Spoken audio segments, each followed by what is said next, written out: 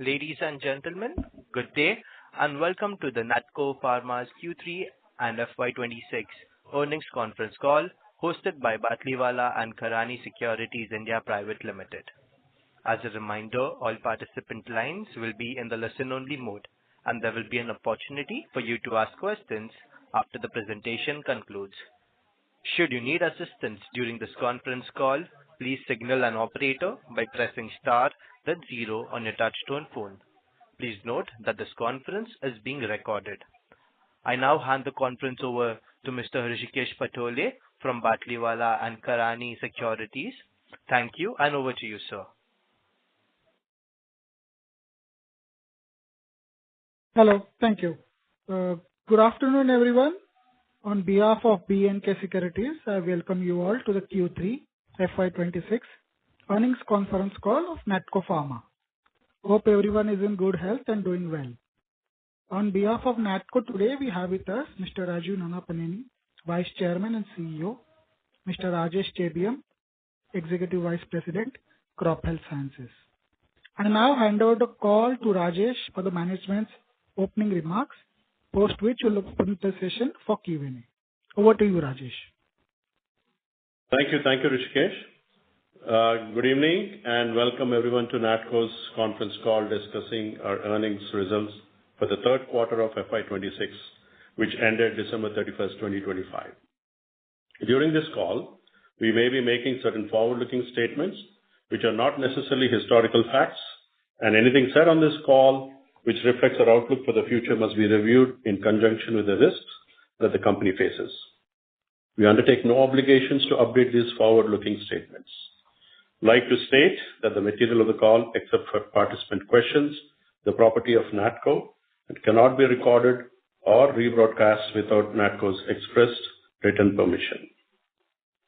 We'll begin with the call results highlights and followed by an interactive Q&A session.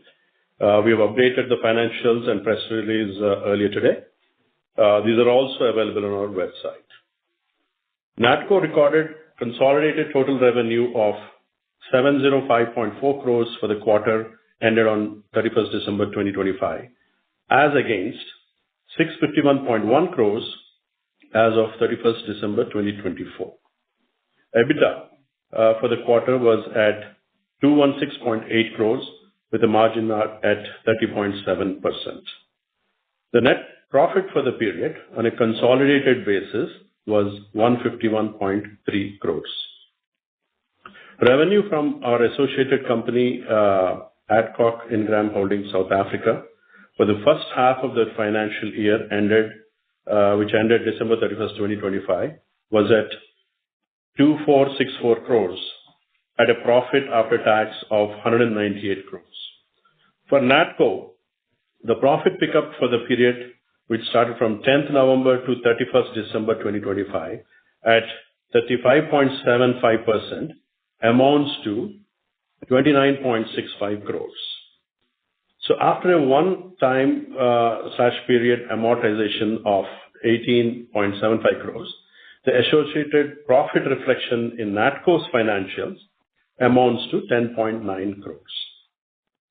The Board of Directors have declared an interim dividend of 1.5 rupees per equity share of 2 rupees each during Q3 of FY26.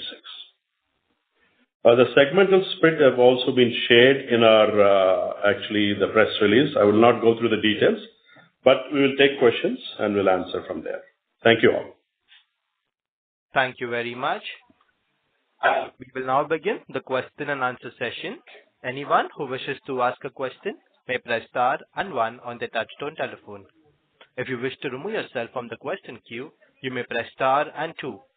Participants are requested to use handsets while asking a question. Ladies and gentlemen, we will wait for a moment while the question queue assembles.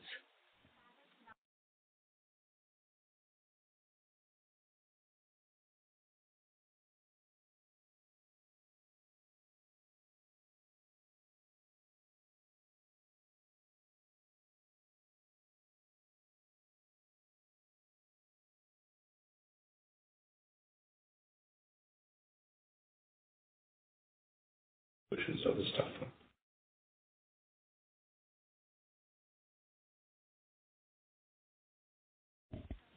The first question is from the line of Gautam from Leo Capital. Please go ahead.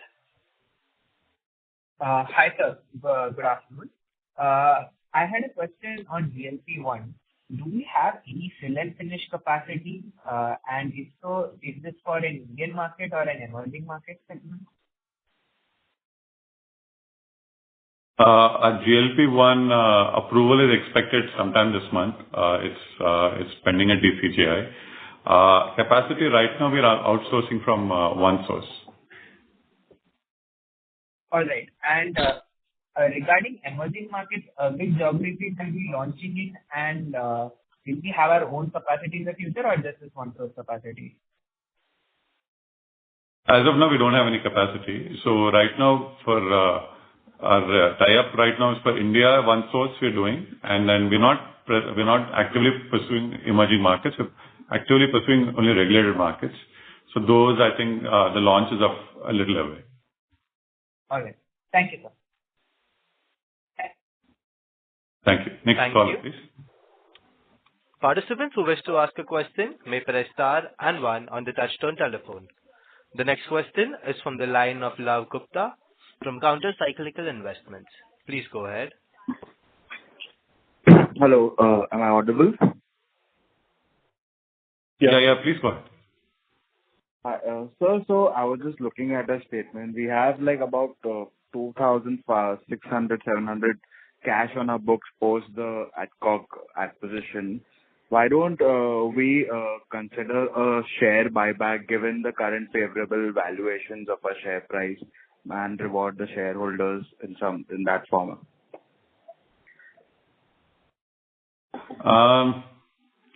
Actually, cash position net is about 2,500. I just want to be more precise. Regarding buyback, at this time, I'm not really thinking about it. I think my sense is that there are further acquisitions to do, and we are actively engaging, trying to do another very large transaction. And I think we have enough cash. I would like to preserve my cash for another transaction similar to size of Adcock. So I would preserve the cash for that. I wouldn't want to do a buyback at this time. Okay. And when do we plan to announce or complete this acquisition, and what We're actually working on a couple of transactions. Yeah. So until it's done, it's not done, right? So we're actively pursuing 2-3 targets, and we're hoping we'll able to close. We close this in 2025 Adcock. So something large we want to close, at least 1 or 2 we are pursuing. So if we're lucky, 2 or at least 1 in 2026 we want to close in this calendar year for sure. All subject to clearance of diligence and clearance of whatever other things that we need to close. All right, sir. Thank you. Okay. Thank you. Next caller, please. Thank you. The next question is from the line of Rahul Chaudhary, an individual investor. Please go ahead. Good evening, sir. Do we know what is the net cash in Adcock Ingram's books? Exactly, I don't remember, my friend, but I think net debt is 0, I think, or some little bit of cash they have. They don't have net debt is 0 is what I recollect. Exact number I don't recollect, but yeah, it's about something like that. Sir, regarding this domestic semaglutide, we have two applications, like for the generic Ozempic and generic Wegovy, or since we've got some SEC approval, it's for the diabetes variant, right? There's something which is also there for the weight loss? We have for both for Ozempic and Wegovy, we have both the applications. One of the trials is not completed yet. The Ozempic one is what got completed, so for which we got the SEC committee clearance. So we're expecting the license any moment. I think that's the way things are. So our expectation is that we launch the diabetes strength when the market opens up in shortly. And so the court case that we've done is to prevent them from evergreening the patent, or why are we spending money on stopping? There's so many other companies that also have got approval from the SEC. What's the logic behind it? logic behind the court case you're saying? I mean, it's a very complicated question. At this time, I don't want to answer that question. There is a strategy that we had. I think for the purposes of this call, I would like to say that we're going to launch when the market opens up post-March. Okay. So just on this aspect only, for the Wegovy thing also, we will get the approval soon, right? We're working on that, right? Or is there some trials pending? Yeah, that's also we're working on. I think the clinical trial is expected to complete soon, and then we'll file for approval shortly. Yes, that's correct. So my last question is in the export formulations, year on year, there is an uptick of around 135 odd crores this year. Is this because of the tailwind of Revlimid or in other things we have done better? In fact, there's been literally no Revlimid this quarter. We had zero Revlimid this quarter, and these numbers are with zero Revlimid, which is a good thing.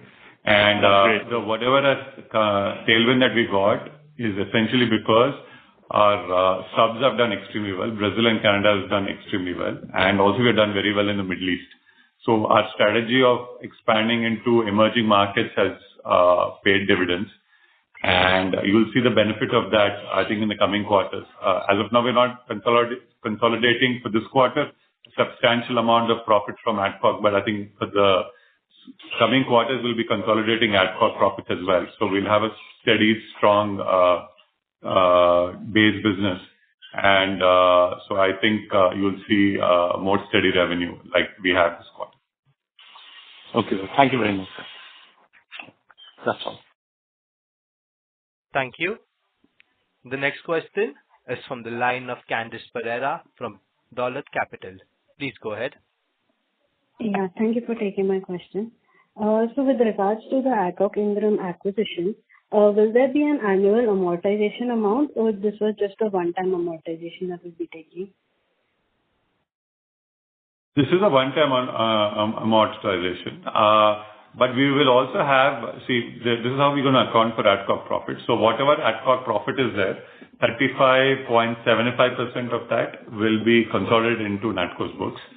There will be an element of amortization. I think the accountants are working on it. It will be about 10 to 14 crores per year. So essentially a thumb rule for you would be take Adcock's profit, take 35.75% of their profit and remove about 10 to 15 crores from that for amortization.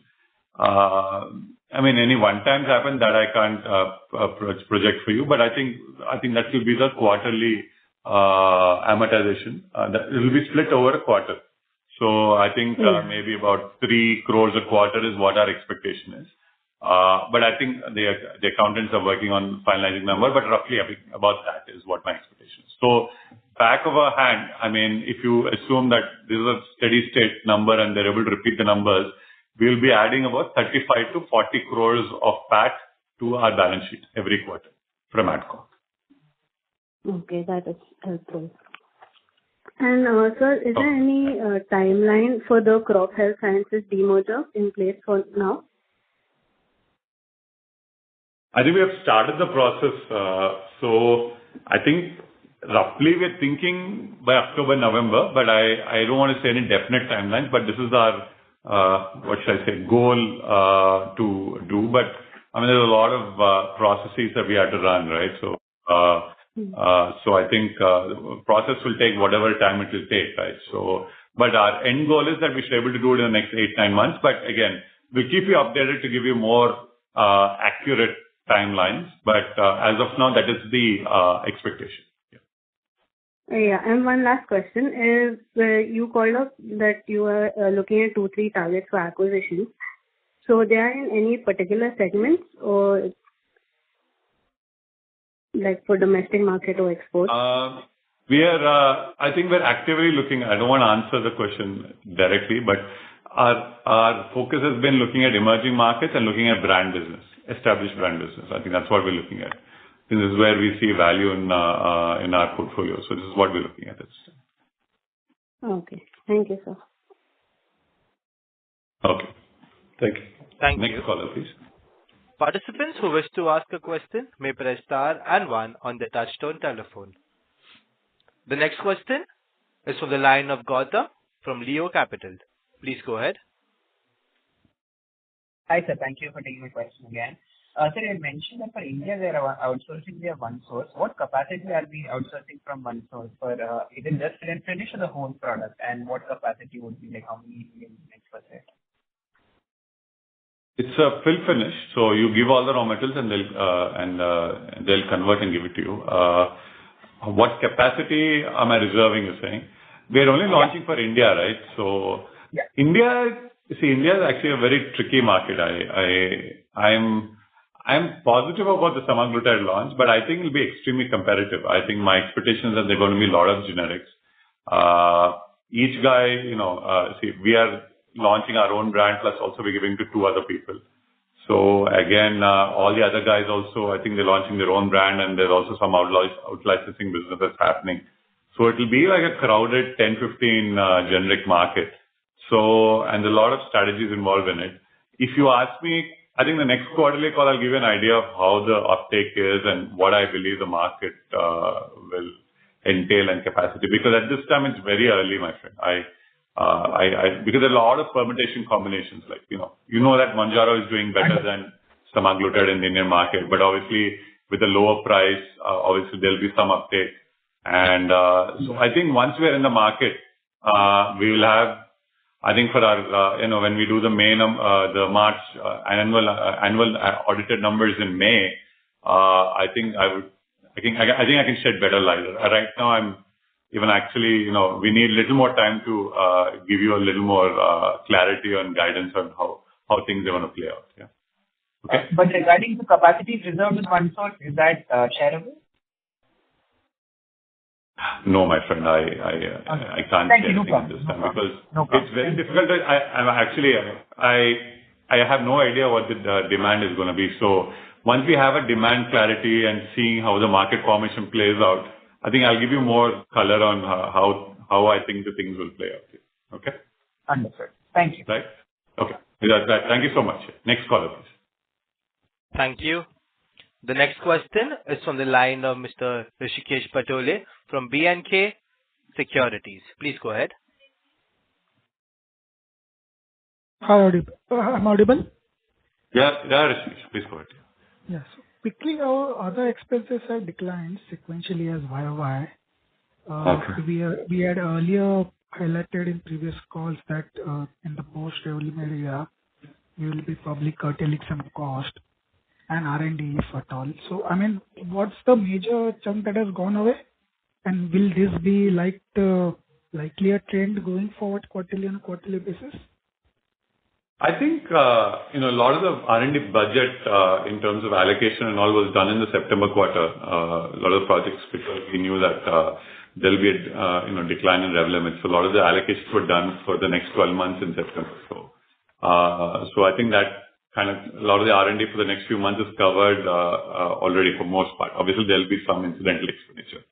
And I think one-time bonuses that we wanted to give, they're all done with September because we anticipated a decline in the earnings. So a lot of things, I mean, we've been waiting for this moment for almost 4 years. So we've been preparing for this new cost structure and R&D budget, yes. But we're still continuing our strategy of doing complex generics. I don't want to, back down doing projects. So we continue to invest. I think there's enough surplus, and the guidances that we're giving on surpluses are based on after accounting for the R&D expenditure that we intend to spend. Thank you for that. And quickly on our NC and seal engine pipeline update. So can you just throw on the 2-3 names that we have on the pipeline and the progress as of now? Yeah, sure thing. I think there are 4 ideas that we have 5 ideas we have put on the presentation. I think the most exciting one, if you ask me personally, is eGenesis. So eGenesis is doing extremely well. As you know, it's in public domain. So they have dosed 1 patient. They have transplanted 1 kidney for 1 particular patient. And then they had to remove it after 6 months, but another patient doing extremely well. And they're trying to extend it to multiple patients. And so I think that trial is going extremely well. We are very excited about this investment. And we believe that this if the trial goes well, this will be a multi-plug among the portfolio that we have. So I think this is probably the most exciting one of the 5 ideas that we had.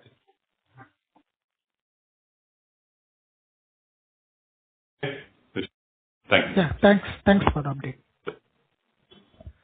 Thank you. The next question is from the line of Nitin Gandhi from InnoQuest Advisors Limited. Please go ahead. Yeah, just continuing the same question in different way, that where do you see, like, in 3 to 5 years, this e-genesis potential, or the second best idea which can come across within next 3 to 5 years? All 5 are unlikely to fructify in 3 years. So if you can share some time frame within which each of them can fructify, could be another, and some quantification if you can share over 3 to 5 years. Need not be 1 year or so. I think, I think we always wanted an exposure for NCE. I think, this is something that all Indian companies want to do. And I always was very keen on doing it. But what happened is our balance sheet and our bandwidth in the system is never strong. So I always felt, okay, the next best way of participating in the NCE pipeline is through investments. And this is probably the biggest investment we have made among the NCE ideas. This is $8 million. This technology is called CRISPR-Cas9 technology. What they do is they do a genetic modification of the pig, and which makes it more likely that the humans will accept the kidney. You can do for kidney, you can do for heart, you can do for liver. This is probably the most disruptive thing that's going to happen in medicine. But these are all very high-risk ideas. I just want to let the investors know that it is a high-risk idea. But if it works, it's truly disruptive. I mean, we all know people who always who have challenges with kidney and liver and who want a transplant. And if this works, practically you could use a pig kidney and transplant to humans. If you ask me, this is the idea of the decade. I mean, easily the idea of the decade. And as investors of Natco, you're getting a see-through of one of these ideas. And we invested at very early stage at a very early modest valuation. So I'm actually very bullish about this idea. And I think if it reaches a stage where we're able to demonstrate, let's say about 25, 30 patients, I think, we have a home run. And which will play out, in my personal view, in the next 2-3 years. So essentially, you have to transplant the kidney or whatever organ you're trying to do and see how the patient does, over a period of 1 year, 12 months, 1 year or 15 months or 18 months. And we've seen one patient who has done well for at least 6 months, which is probably the longest in the world. So I think the second patient is also doing very well. So I think we're in a good place. I'm actually very excited. So let's see how things go. Sorry, but if you can share something on, say, they are almost 1 lakh death for kidney transplantation. Spain is the highest where something is going wrong. And leave aside living maybe 50%. What about rest, and how adoption could trigger, if it's based on some analysis or some sensitivity, or what could be the factor to start the adoption? Spain, I understand, is an exception because Spain has a very active program where there's a lot of cadaver transplant, but culturally a lot of countries don't allow it. No, a lot of countries it's very difficult to get organs. I mean, Spain is a super exception, but if you look at India, for example, for a moment, so how many people are willing to give their kidney and liver away when somebody passes away? Practically none, right? And how big is the market for kidney and liver? It's huge, right? So, and if you get a breakthrough, I mean, the potential is enormous. And so the company has a great platform, and so I think the potential is enormous. But these ideas are all, you just have to have the risk appetite and wait. And I think if something good happens, I think it will be very exciting. Yeah. But I think my feeling is the potential is large, and you just have to show the data that patients are doing well. So then I think it will be pretty interesting. Yeah, wish you all the best to keep cost sub 10K. Yeah. Thank you. Thank you. Thanks. Next caller, please. Thank you. The next question is from the line of Ankush Malhotra, an individual investor. Please go ahead. Good afternoon, sir.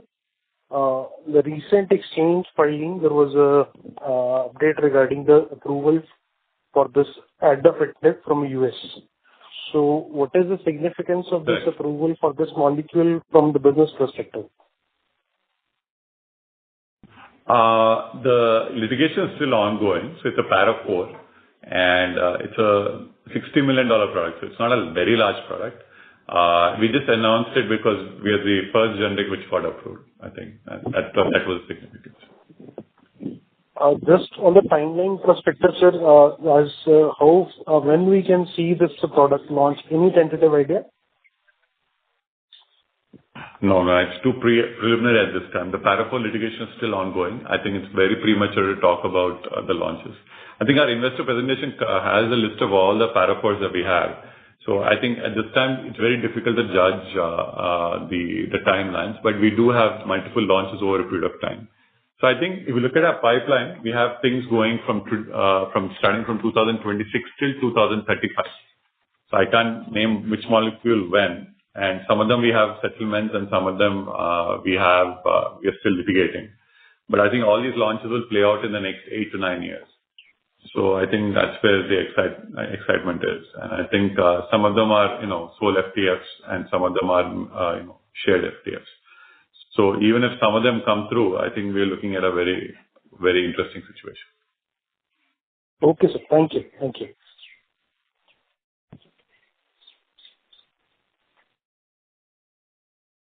Thank you.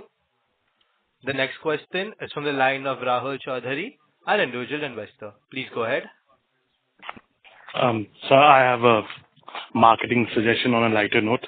Now that we are going to be launching the generic Ozempic and Wegovy, and we have around 4 lakh retail shareholders, plus maybe you can also think about sending a hard copy of annual report with some discount for, captive customers. It's a 150 crore idea if it's fructifies. Just on an idea. I should send an annual report, hard copy annual report. Okay. And get the discount coupon. Friendly also, no, Rahul.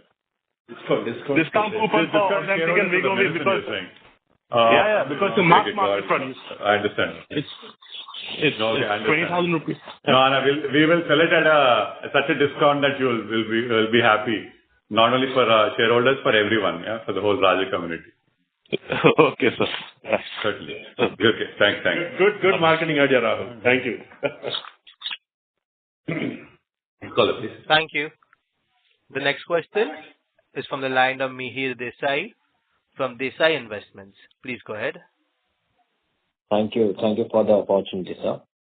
So firstly, I wanted to ask you, if there is an opportunity which comes up for a large acquisition, would you be comfortable to take debt, or you'd go through a route of fundraise through capital markets? I'm not a big fan of debt, you're aware of that, but I would make the judgment closer to the time. I think right now we have enough cash, so we don't need any money from public market. But if the acquisition is large enough, then maybe we'll look at it. Generally, if I do it also, I'll mix it up with some debt and some equity and some cash flow. I think we'll do a mix of all three. Ask me point blank right now, the answer is we're not going to raise any capital. But if something happens, yes, I will change my mind. We're shopping, but if something happens, certainly, I think we'll consider that. So follow up on this, do you see any lucrative acquisitions, coming up or in pipeline? Yes, I do. I personally do. I think a lot of the opportunities are there, especially outside India. There's a lot of opportunities with very reasonable return on capital. So compared to India, I think there are better opportunities outside India. Just that you have to have the leap of faith and take that currency risk and take the the risk of being outside our geography and whatever comes with the political risk or whatever you want to call it, like exchange risk, political risk, and so on and so forth. But I think the returns outside India are much better than India. I think that has always been my take. And I mean, obviously, I've been against the grain, like in the conventional thinking that people have. I think people have been more comfortable doing acquisitions within India because it's a more certain environment and, the variables are more controllable. But having said that, I believe that going out, the return is much higher. I think that's my personal position. Okay. Okay. Yeah. So lastly, I wanted to ask on the vision, like if you can throw some roadmap of say 5 to 10 years down the line, and is there a figure in your mind which you can give a ballpark, say 10,000 kind of crore of turnover or something of that sort? I think, so we have, what we have done is, this year, I think, we're more or less going to meet the guidance. I think we should do about 4,200 to 4,300 crores is what my expectation is. Going forward, I mean, obviously, we want to increase our shareholding in Adcock, but obviously, subject to Bidvest willing to consider our request. So we have that in the shareholding. So that is obviously a quick way to get to your number of 10,000 crores if that were to happen. But at this time, Bidvest has not shown interest in selling their shares. So, but the agreement allows us to increase in the event they are interested in diluting their shareholding. But at this time, I want to clarify that they're not shown interest. That is one possible way of getting to the number that you just said. Another is you have to do a very large transaction again, because the way our business is today, organically can only grow so much. Incumbent share in generics is very difficult to snatch away from the incumbent because everybody has their own supply chain, everybody has their share, nobody gives up share. And if you want to disrupt and get that share, you have to do something very disruptive on pricing, which again destroys the value for everyone. So the only way you can achieve that scale you just said, it has to be in combination with the pipeline and an M&A. It has to be an M&A has to be either supplementing what you're doing in your portfolio or adding a new geography. That's the only way. And to have such a number in mind, of course we have this number in mind. I'm totally aware of it, but that's the only way. I think without M&A, you will not get there. Simple answer. Organically, you'll get you to a certain point, but you need to do M&A for sure. Understood. And so, as the world, like, there is a buzz in the industry, people are moving towards pet care and stuff. So do you have an opportunity to explore that market, or how do you look at that market, sir? I've not looked at pet care. I'll be honest with you. We've not looked at pet care. I think our focus has been only to expand our geographical footprint. I think we have been always very US and India focused, and we have not been present in other countries. So very deliberately, I think last 4 or 5 years, we have built a geographical footprint with our own subsidiaries in multiple countries. And so now I think, we have reasonable presence in Canada and US. Now we have our own front end. Brazil, we have a very good presence. And then obviously South Africa through Adcock. So I think we're trying to build geographical expansion. I think there's more value to our portfolio than we are getting. And I think the value can be expanded by adding geographies. And one biggest market that we're not present in is Europe, especially Western Europe. So that's a lot of guys are present in that, and that's a market that we are not clearly present. So there's still a lot of scope for our portfolio in multiple geographies. So I think let me exhaust that, and I think we'll probably come to a different segment. But I think the oncology portfolio has a lot of scope. So I feel that all the best oncology products for the next 10 years, non-biotech, we have it in our pipeline, and I think there are enough dossiers in the pipeline. So I feel that we are well placed to exploit that. Yeah. Okay. Sure. Thank you for taking my question, sir. Thanks. Thank you. Participants who wish to ask a question may press star and 1 on the touchtone telephone. The next question is on the line of Abdul Kader from ICICI Securities. Please go ahead. Yeah, thank you for the opportunity. So did I hear it correct that you are expecting roughly 4,300 crores of revenue this year? That is fiscal 26? I think so. Based on how things are going, I think 9 months, if I look at my numbers right now, we did 3,559 crores of revenue. So we anticipate, I think, we'll maintain, I think the similar sort of revenue around 700 plus, 700 to 750. I think that's what my expectation for this quarter is. So if you add the 750 to the 3,500, so it's about, 4,300 is what our expectation is. I think that's where things are going at this time. Yeah. So, okay. Okay. Understood. And also one more PAT also, I think, we are at 11, almost 1,150 crores for 9 months. So we'll end with, I think, around 1,280 to 1,300 crores is what I expect. Okay. Understood.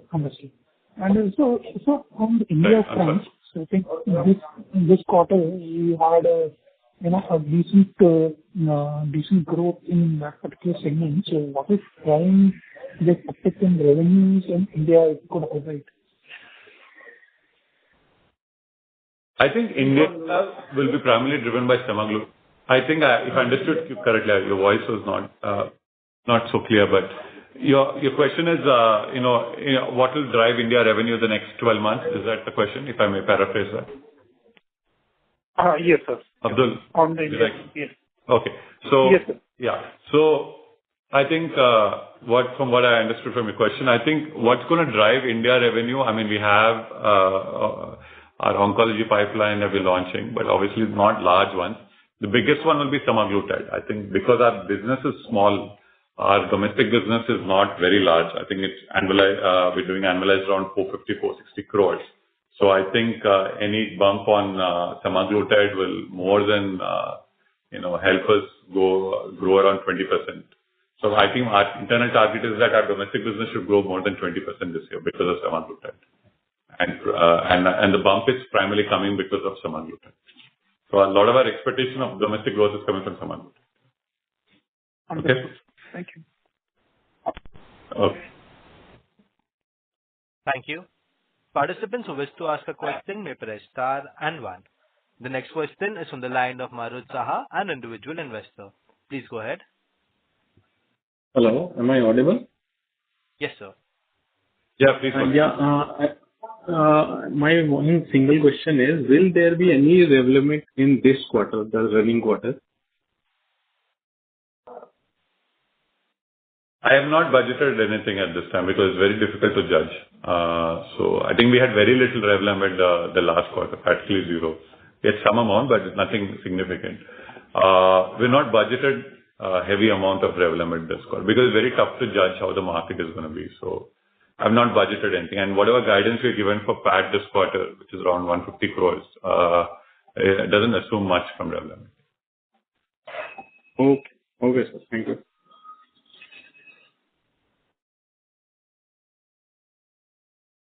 Thank you. The next question is from the line of Abhigyan Srivastav from Arcelius Investment Managers. Please go ahead. Hi, sir. Am I audible? Yeah, go ahead. Hello. Yeah. Yeah, sir, got it.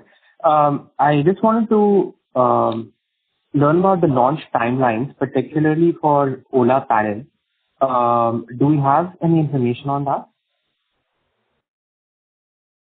We're awaiting tentative approval, so that is one milestone we need to achieve.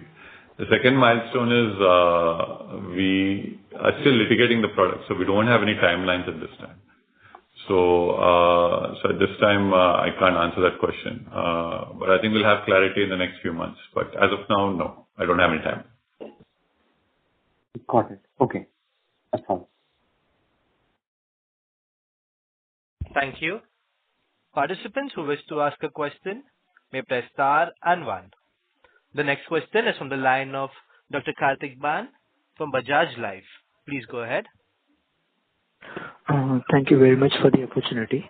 I would like to know how many MRs do we have on field for semaglutide in India? And what would be the strategy? How many do we actually require? So we have a total MR strength is about 600. And for semaglutide, I think we allocated about 350 people to promote, 350 to 400 people. So we're covering endocrinologists, specialists, and then we're covering consulting physicians. So I think that should be adequate to cover. Are we covering like every doctor that is there in the group? No, probably not. I think we don't have that level of field force, but I think we'll cover all the key opinion leaders and the key stakeholders we'll be able to cover. So we should hopefully make a meaningful impact on our revenue. So based on the setup that we have. Okay. And my second question for the Adcock, how much CAGR can we consider for the Adcock's revenue and the PAT? I think as of now, I think the business has been flat. I think the historical numbers of Adcock have been there in public domain. So the numbers have been flat. But I think the value that we're bringing for Adcock is the pipeline. I think we have our own oncology pipeline. And we also have relationships with others. So we are, and then GLP pipeline, and then we're talking about HIV.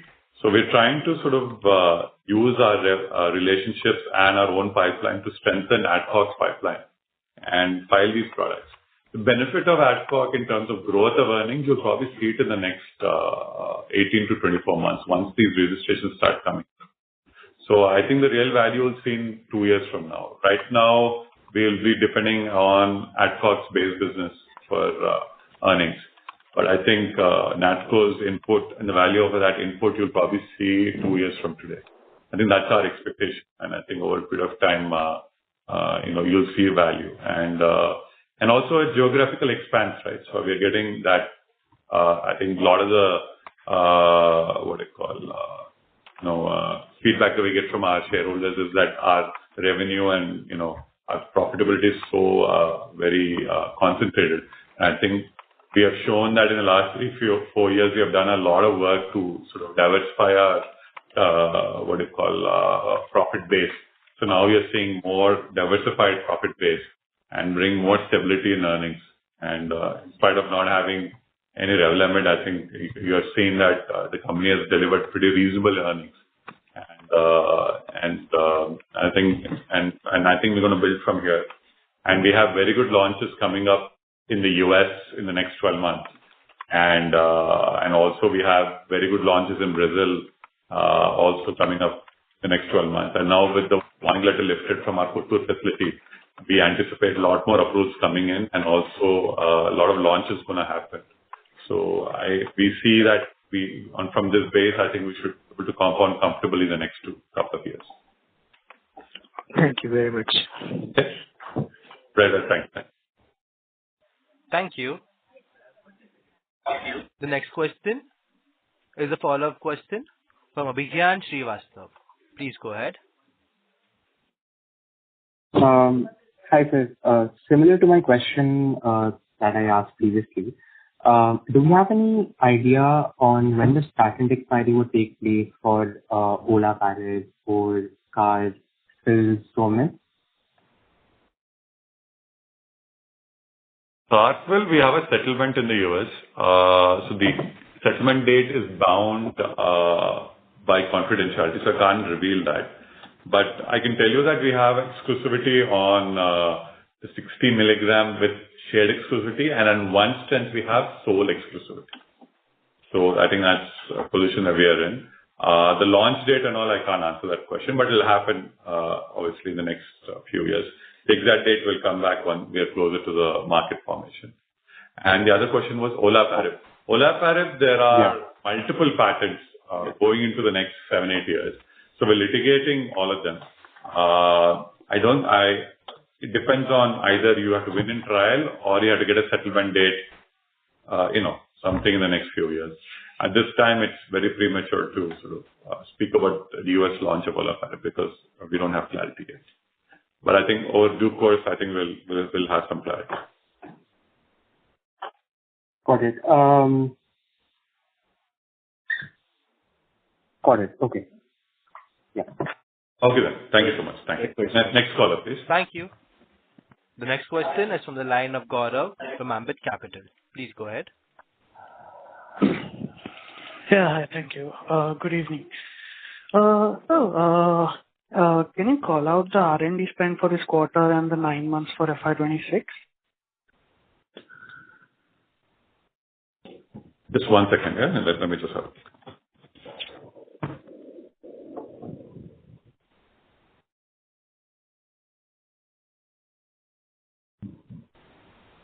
Typically, our R&D spend is about 8% of sales. I think that's the rough estimation. I think it's around that. Exact number I don't have, but I have a rough percentage. So just, this year we had some, revenue from Revlimid this year, and that was 8%. So next year, the absolute R&D spend, you expect that should continue to grow with these trials of phase 2 going on and more complex generics in the pipeline, or you expect some moderation there? Yeah. I think we can't spend really like we spend it in Revlimid time. So I think there's no doubt in that. I think we're looking at 2-3 strategies. One is we are looking at some generics we want to do it ourselves, and because we have our own front end. And what we're doing is for complex generics, we're looking for partnerships so that we can split the R&D expenditure between a partner and ourselves. I don't want to stop the momentum that we had in the last few years, but I would say that we will split the R&D expenditure. I think if we have a very interesting idea, we believe it's a strong parafor, then we'll probably go to a partner and say, you know what, why don't we just share the cost so that we can reduce the risk, which has always been Natco's original model. But now because we have become a bigger company, I'm doing more R&D on my own books. But maybe we have to do a little more sharing. But I think the momentum and the train won't stop. I think the motivation won't stop. I think we just have to sort of, recalibrate things and, probably do a little bit of sharing. But I think the momentum won't stop. Okay. Interesting. No, got it. So thank you for that. Yes. Couple of questions on SEMA, the US and the India filing. So I think for Ozempic, if I understand, there were 6 NC-1 filings, and for Wegovy there were probably 3 day 1 filings. Now we have some strengths or all strengths of Ozempic, Wegovy, where we think we're the sole FTF. So is this as a result of a settlement? Have we got a TA within 30 months? Any clarity on that? What gives us confidence that we are the sole FTF? I think neither do we or any of our competitors have an approval with FDA on semaglutide. Nobody has approval on semaglutide in 30 months state. Certain strengths of both the products, we have sole FTF, you're right, absolutely right, and which is covering a significant part of it. Did we get approval in 30 months? The answer is no. I think we are answering FDA queries, and I think we need to answer them successfully. Do we have 180 days? I have no answer to that question. But typically for complex products, people give a little bit of leeway on the 180 days. But having said that, it's premature to talk about it. I think one product we already settled. I think Ozempic we already settled. I think Wegovy we're not settled. I think that's where we are. Oh, yes, got it. Thank you. All the best. I'll join the okay. Thank you. Right. Thank you. Thank you. The next question is from the line of Nitin Agarwal from DAM Capital. Please go ahead. Thanks for taking my question. Rajiv, since you mentioned there's not much of Revlimid that you've seen in Q3 and your guidance for Q4, so is it fair to assume H2 is sort of more representative of base quarter for us, recurring quarter for us going forward? I mean, in terms of before the addition of newer products? Absolutely. Yeah, absolutely, Nitin. Everything is base. I think there's no... So this is a base business, and from here we need to grow. Yes, absolutely. And any new launches that we get will be an increment on this as well. That's perfect. And secondly, you mentioned that you expect a lot of launches in the US over the next 12 months. If you can give us some color on what kind of launches you're thinking here? We have some ANDAs that we're expecting approval in the next few months. So those are non-Para IV ANDAs, and which we're marketing through our own front end. So those we're expecting in around April to June quarter, we're expecting to launch. Some of these older products we are launching, and we're just waiting for one, we're waiting for an FDA approval, and one we're waiting for, we're doing some manufacturing, scale, tweaking in terms of the equipment. That's the reason why the plan is deferred to April. And we are expecting at least one of our first to files in the US, shared FTF that we're going to launch in the next few months. So that's our expectation. Which one and all we can't reveal, but yeah, one of our shared FTFs we're going to launch in the next financial year. So benefit of that you'll see in the next financial year, which I think will also add to the base earnings. Okay. And secondly, on the R&D, have you filed any complex generic this year so far? We are going to file about 4 or 5 products we have filed. I think the total target is that we're going to file about 8 products. Of the ones that we didn't get any sole F. I can't answer that we got any sole FTFs or shared FTFs. Let me come back on that because we don't have clarity on that yet. The really good one that we filed, which was complex and hard to do, was probably niraparib. So that was a good one we filed. We were not FTF. I think another beat us by a few months. So niraparib is a cancer product for which you need to do a patient bio. So I think that was a nice complex one. But yes, but we couldn't get the FTF. Somebody else got an FTF ahead of us. So I think so we'll see. I think something will probably hit in the next 12 months. Yeah. And second one on the non-US export markets, how should you broadly look at these markets? What kind of opportunities do you see in these markets, Brazil, Canada, and some of the other emerging markets? I think you see the base earnings. I think a lot of it is coming from emerging markets. And a lot of it has come from the Middle East and Brazil. If you look at most of our export revenue. So I think Brazil has some very good launches. We have very good approvals coming this year. And I'm very bullish about our emerging market. And add that with our Adcock profit consolidation. I think our emerging market profit will drive the company's growth. And even US also, we're going to see some very good launches. And we're very bullish about our US launches as well. So I think 150, 160 is the base, and on that, I believe in 27 we'll see a very strong growth. And the guidance on the growth and all I'll give you, I think maybe closer in the May call once we finalize the audited numbers. But I feel very confident that we should go comfortably in the next couple of years. Thank you so much. Thank you. Thank you. The last question is from the line of Rishikesh. Yes, last question. From BNK Securities. Please go ahead. Hi, am I audible? Yes, sir. Yeah, please. Yeah. So quickly, what was the sales for subsidiary sales for 3Q and 9M? 1 second, yeah. Let me look it up. 177 crores out of the 705 crores. Subsidiary sale was 177. And so my second question is, can you provide a brief update on your manufacturing plans, the US FDA status? We have 4 FDA plants. So Kothur had a warning letter which got removed, so that got resolved. Mekaguda also got their inspection this year, and we got clearance for that. Chennai got inspected this year, and we're waiting for classification. We believe the observations are procedural in nature. We're expecting clarity, the classification in the next 30-40 days. And Vizag formulation facility, I think we'll get an inspection sometime this year. I think it's been due now. I think if I recollect, I think it's been about 3 years since the last inspection happened. So 2.5, 3 years. I don't recollect the exact date. So I think we're expecting it. So To answer your question of the 4, I think 3 got inspected in 2025. 1 has not been inspected.